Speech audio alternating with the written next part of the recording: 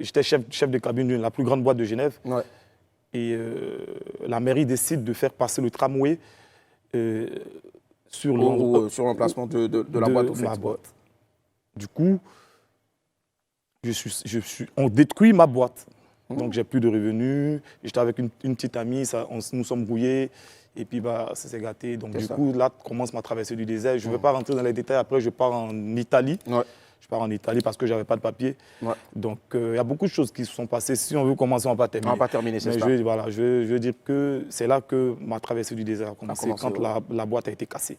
Donc, je pars ensuite en Italie, histoire de cacher un peu, parce que j'avais honte. Une grosse star, enfin, en griffe, j'étais la grosse star de Genève, parce que j'étais le DJ attitré de la ville. Et du jour au lendemain, je dors dans le salon d'une tata.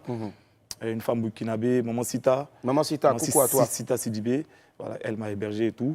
Et puis j'en avais marre de dormir au salon parce que les gens venaient, les gens même qui venaient dans ma boîte, mes clients venaient, en fait, ils sous-louaient aussi des maisons chez la dame. Ouais. Donc du coup, quand ils se réveillaient le matin, te sauter. Ouais. Donc ça m'a vraiment... ça me faisait vraiment mal. Quand on parle de galère, les gens pensent que on n'arrivait pas à manger, c'est tout. C'est la frustration, c'est le manque de respect de certaines personnes. Voilà, c'est un peu ça. Voilà. D'accord. Généralement, même quand tu es galéré, quand il y a une réunion de famille, toi, tu n'as pas ton mot à dire, mais c'est toi qui places chaise. Ah, mais ça va aller en tout cas. Mais dis-nous, qu'est-ce qui t'a motivé? Comment est-ce que tu as pu t'en défaire, cette grosse galère là, en griffe que tu as eu à vivre, cette traversée du désert là, dans le désert, quand tu traverses, tu as des chameaux, des dromadaires que tu rencontres. Comment est-ce que tu as pu les esquiver pour être là aujourd'hui? La prière.